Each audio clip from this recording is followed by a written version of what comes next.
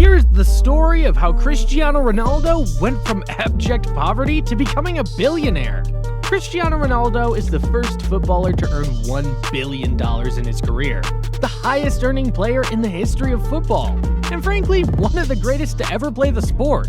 But before he started living the life of fame and affluence, Ronaldo's life was a little different.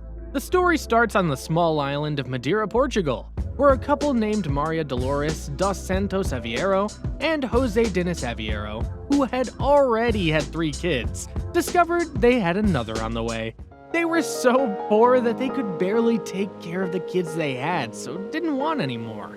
As a result, their first instinct was to abort the kid.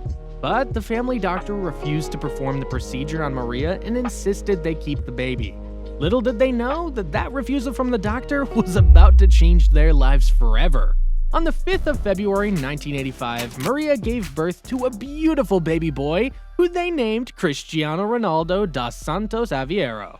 From that moment he was born, it was clear that Cristiano was a special child. He had a bright, curious mind and a contagious energy that was impossible to ignore. It was so clear he had boundless energy and enthusiasm, so it wasn't a surprise to the family to see him develop a passion for the most popular sport in the country, football.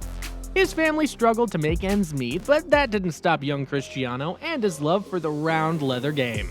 He would often play in the streets with his friend, using whatever materials they could find as makeshift footballs. Despite the difficult circumstances, Ronaldo had a passion for the game, and it was clear that he had a natural talent to back it up.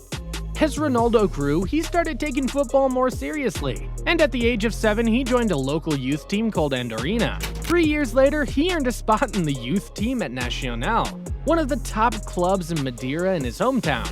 At Nacional, Ronaldo showed tremendous signs of what would take him from being a boy waiting behind a burger stand to a world star who could afford to buy a luxury island for his agent. But he wasn't even at Nacional for long. The real game changer came when he was just 12 years old. A scout from Sporting CP, one of the biggest clubs in Portugal, spotted him and offered him a spot at the club's academy.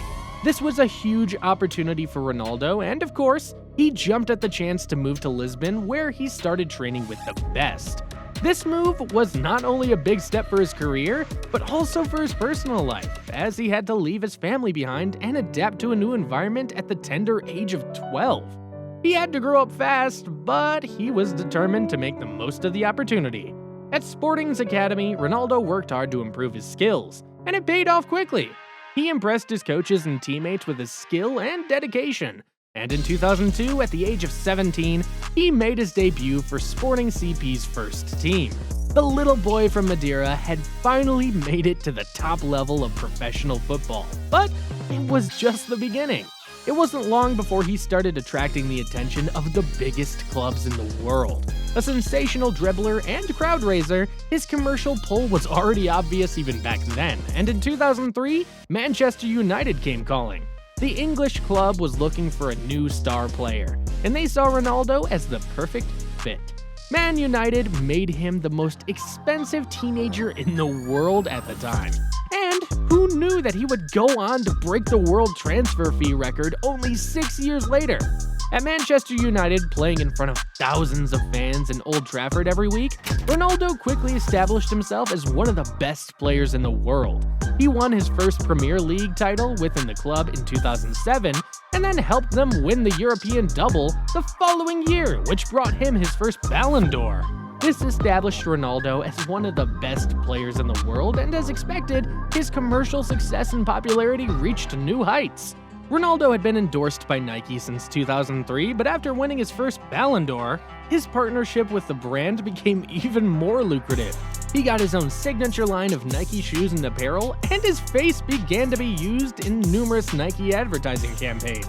He also had a number of other endorsement deals with brands such as Herbalife, Armani, and Konami. And then later, he began his famous line of CR7 fragrances and skincare products. In addition to endorsements, Ronaldo's success on the field also led to increased merchandise sales for Manchester United. Jerseys bearing his name became the most popular among fans. His bulging popularity and superstar status also led to him being featured in various ad campaigns for colossal brands like Coca-Cola, Tag Heuer, and Emporio Armani. But there were bigger things in store for Ronaldo. In 2009, his career took a leap when he was signed to Real Madrid for $131 million, a world record transfer fee at the time. The Spanish Giants were possibly the biggest club in the world with huge commercial power, and Cristiano Ronaldo, the reigning football player of the year, was going to be the face of the club.